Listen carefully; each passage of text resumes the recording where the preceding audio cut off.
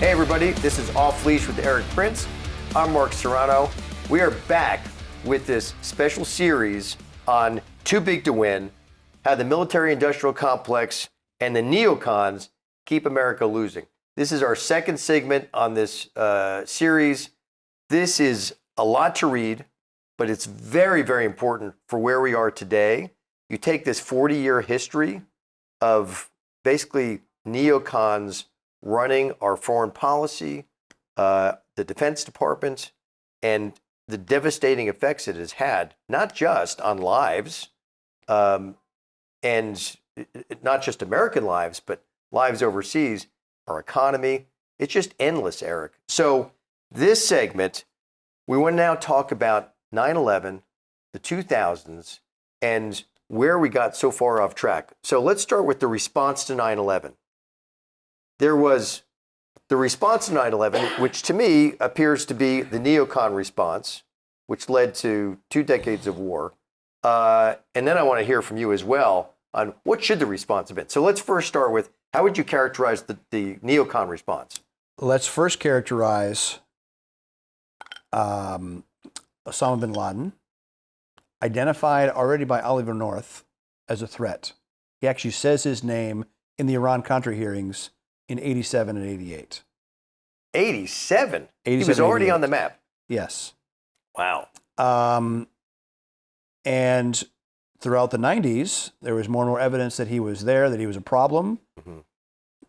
The Counterterrorism Center wanted to go get him, but a highly risk-averse Clinton administration would not take action to go smash any of these al-Qaeda cells, and a increasingly risk-averse military bureaucracy would not risk. They wanted 100% assurance that it was there before they went and moved, because he was in Khartoum for a while, and then eventually he went to Afghanistan. And so when you have this massive military that no one wants to take any risk to reduce the risk by taking out obviously bad targets. Al-Qaeda had already smashed embassies. They'd attacked the USS Cole, and no consequences delivered to them. Then when 9/11 happens, finally, the leadership realizes the gloves have to come off. And when, 5 days after 9/11 happens, Bush meets with his war cabinet at Camp David. And what does the Pentagon come with for options? The most expensive military in the world, literally while their headquarters is still smoldering. They said, we want to do some bombs and missiles on a couple targets in Afghanistan, a Ranger raid on one farm, just in and out. And they wanted to wait 6 months until the following April of 2002 to take any military action.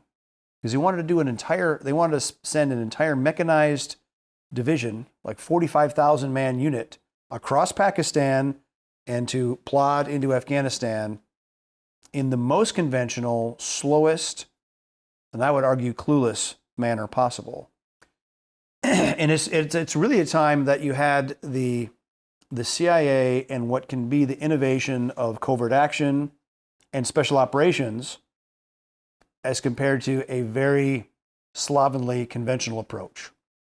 Because the agency said, give us the money, give us the authorities, and in 3 weeks, the flies will be walking on the eyeballs of our enemies, because they were going to supercharge the natural enemies of the Taliban, meaning the other ethnics, the Tajiks, the Uzbeks, the Khalilis, and even a lot of Pashtuns that did not want to be under the boot of the Taliban. And they sent CIA officers, a few special forces, less than a couple hundred people total, with the ability to communicate, to laze, meaning to designate targets, and they used U.S. air power and smashed the Taliban in a matter of weeks. And the Taliban and Al-Qaeda were truly running for their lives after the first few months of that kind of pressure, because it was a matter of see Taliban, kill Taliban, not see Taliban, generate a mission planning cycle for 48 to 72 hours, then debate whether you're going to hit Taliban. Well, by then, Taliban's moved on. That is what it degenerated to.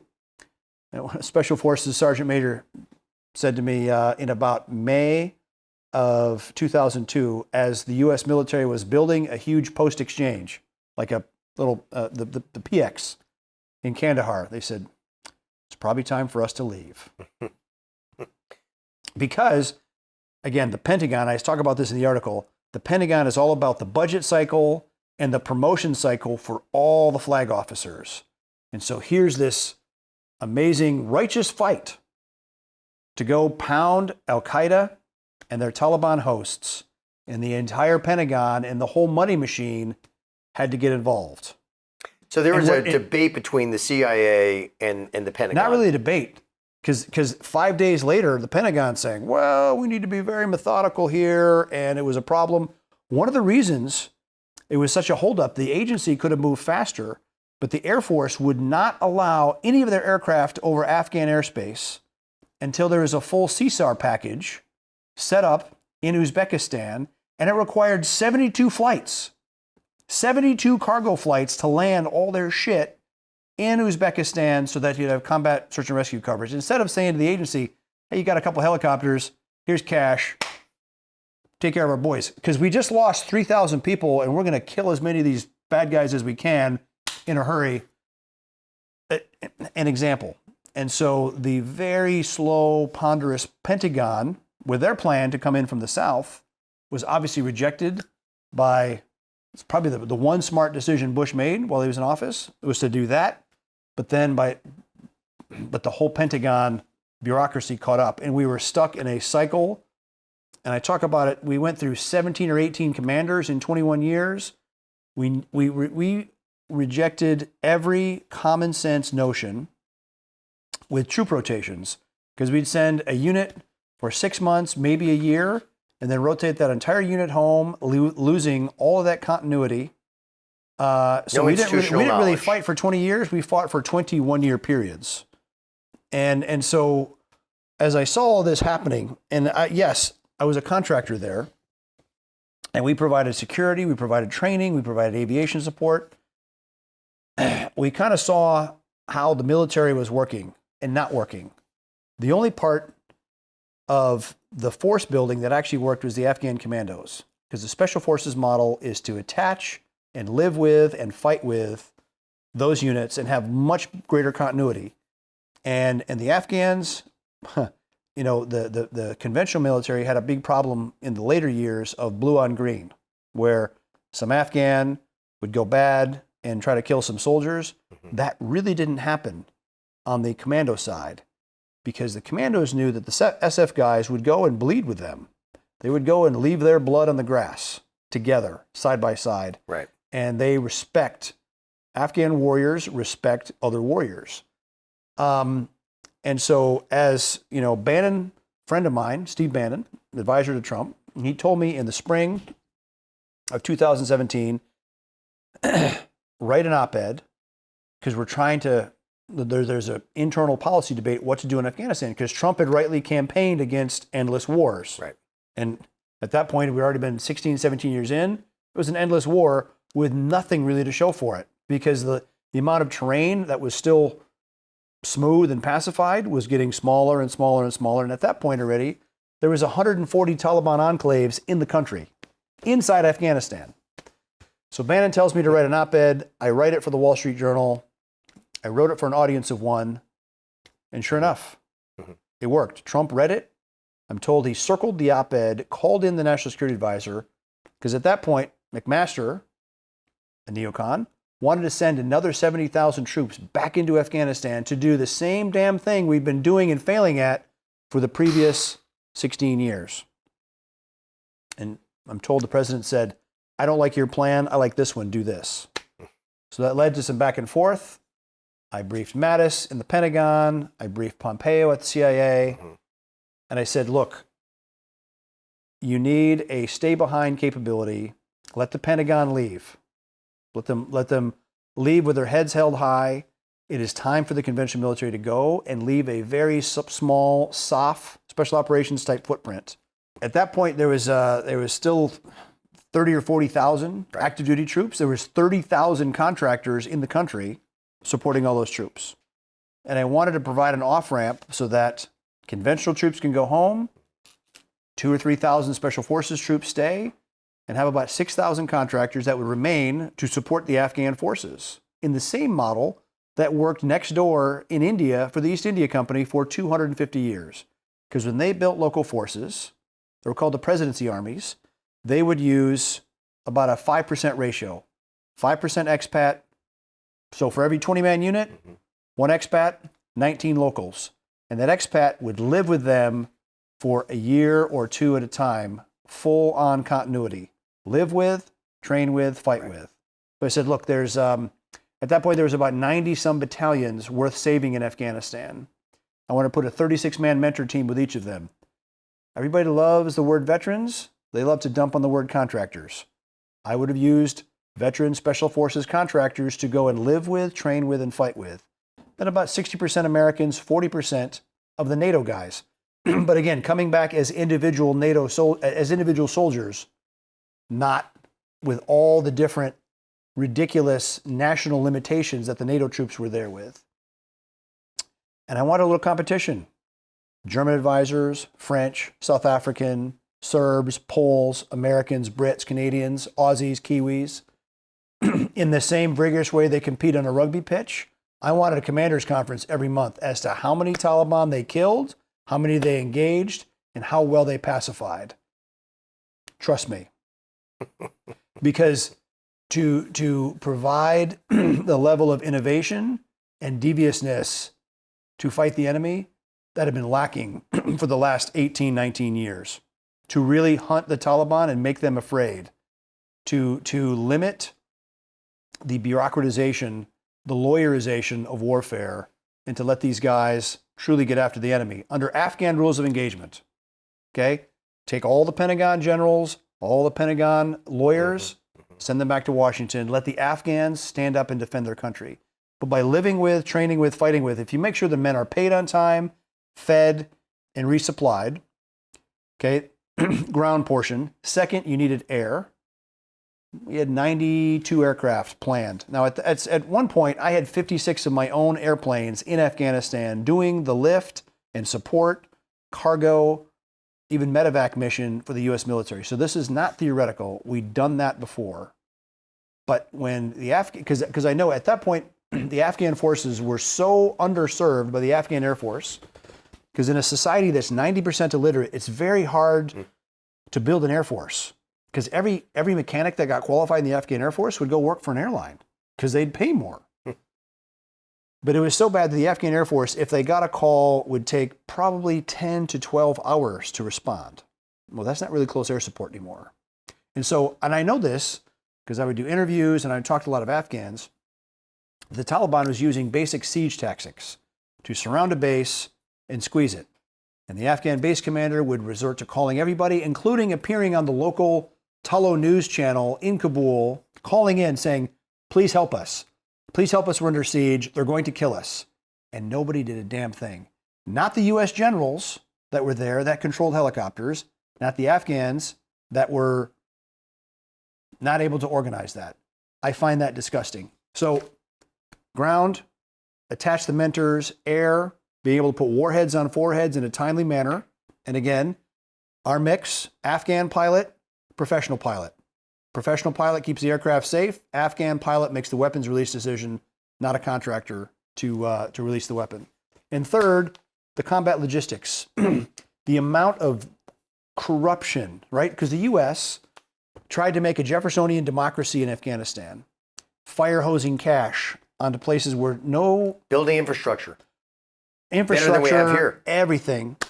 But with no civil society and no real oversight. I mean, the Special Inspector General for Afghanistan and Iraq did a remarkable job, and nobody read the reports. I've read every page that they wrote, and so you take that much money, and we just grew corruption for 20 some years, and it was so bad that Afghan war widows, to go claim the benefits after their husbands were killed in action, would have to perform sex acts with some disbursement officer to get the paycheck. So that kind of nonsense. Right. And on top of the other real miss, one of my favorite statues in London is Charles Napier.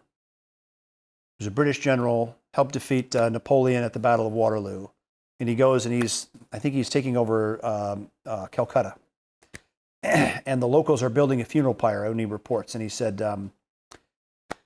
what's going on? He said, well, this is a local practice. This noble has died, and tomorrow we're going to burn his wife alive. It's called sati. And he said, well, come back tomorrow. He said, we'll respect your custom, you respect ours. In our customs, if you burn a woman, you're a murderer, so I will hang every one of you. He'd had his men erect a gallows surrounding this funeral pyre, ended sati. In Afghanistan, as a culture, the Obama administration penalized multiple special forces guys for stopping the barbaric practice of bashabazi. What is bashabazi? It's boy play. It's the terrible habit of passing a young boy around to his uncles and cousins for sex acts. Right. Special forces guys saw a dirty police commander raping the T-boy, and they tuned him up. Didn't kill him, just beat him up, and they court-martialed those guys. If we as a country had said, no more, I don't care if you're a warlord or if you're the junior man, if we see you raping kids, we're going to hang you. Right. Every woman in Afghanistan, every mother of every Taliban soldier would have begged their kid, don't fight the Americans, because nobody wants that for their kids. So we just missed it as a culture, as a government. The Special Forces model worked in the first 6 months, and the Beltway clowns just spent more and more money doing the same stupidity, and nobody called bullshit on it. Trump tried, but his Neocon National Security Advisor, his Neocon Secretary of Defense, Mike Pompeo at CIA, all of them missed the opportunity to go a different direction. Some people might not have liked my plan, 6,000 contractors staying after. It cost 5% of what we were spending. Hell, it cost 5% of what we're just spending in Ukraine. So it's not about money. It's about control. And it's about making sure that money keeps spraying around all the halls of Washington, D.C. And that's why I wrote this article, because I'm just disgusted what we offered in Afghanistan as a cheaper stay-behind plan that would have been practical. I would have staked my entire life, career, reputation, net worth on that would have worked. And I'm sick of my country failing in the embarrassment it causes, the collapse of credibility of America, and it's those problems and that destruction of society will come home here. We got to get it right somewhere. Take me back, because politics plays a huge role in it as well. So I remember the midterm elections of 2006, and that was a disaster. It was whenever you have a president in power, his party's going to do lousy in his the midterms of his second term, which was George Bush in 2006. So, we lost both houses of Congress. It was the Democrats back then were the anti-war party, ironically. They were right back then, okay, for resisting this ongoing endless war. Today, they're the exact opposite. That's another story. But the politics then, we were deep at that point, years into Afghanistan and Iraq. Tell me this, with neocons, was there much of a difference between the neocons of the Bush era and the neocons of the Obama era? Now, you just said that with Obama, they, bashabasi, they wouldn't penalize it. To me, that was all about political correctness. Yes. Right? And this... All cultures are equal. No. All cultures are not equal. Exactly. I say again, all cultures are not equal. Right. And we had a moral standing to be able to fix that. I would say we had a moral standing to say, stop raping boys. Stop raping boys. Or girls. So was there a distinction, though, between the Bush era and the Obama era as it relates to the neocons and their influence over our military? Same people making the same bad decisions. That's incredible. And promoting the same kind of flag officers. That's extraordinary. And it becomes a self-licking ice cream cone, because the 4 stars recommend who the next 1 stars are going to be. So they definitely promote within the class. It's important to remember when we have, in World War II, we had 14 million men under arms. We had this many flag officers. We have 1.5 million men under arms now, and we have the same amount of flag officers. At the height of the Iraq War, we had 93 generals in Iraq. And in an era of digital communications and email and video conferences, which should be flat and fast and instantaneous and decisive, we have everything becomes a committee think and a group think and decisions, and nothing gets done. That's just bloat. On top of thousands and thousands of staff. Just bloat. With 93 flag officers in Iraq, just their staffs alone would have been the equivalent of a combat brigade worth of staff. So it's all bureaucracy. There's a lot of room to grow the Army by shrinking staffs and shrinking overhead, and actually going back to a tooth-to-tail ratio that is much more appropriate for a combat-focused military, not a fat-focused military. So the neocons, they're running the show all the way up through the Obama administration. Here's what I want to do. I want to get into the Trump era, into the Biden era, with Ukraine and now Taiwan sort of on the brink. I want to take your piece, Too Big to Win, how the military-industrial complex and the neocons keep America losing. But I want to hold to this next segment because you do not want to miss this next part. Where can people find this article again? IndiaMike1776.com. You don't want to miss it. You've got to study this piece. It's basically an entire college course on where we started 40 years ago, where we are today, because of the influence of the military-industrial complex and the neocons over our foreign policy. This is something you don't want to miss that Erik spells out in this massive piece. You don't want to miss it. For now, I'm Mark Serrano. This is Off Leash with Erik Prince. Thanks for joining us.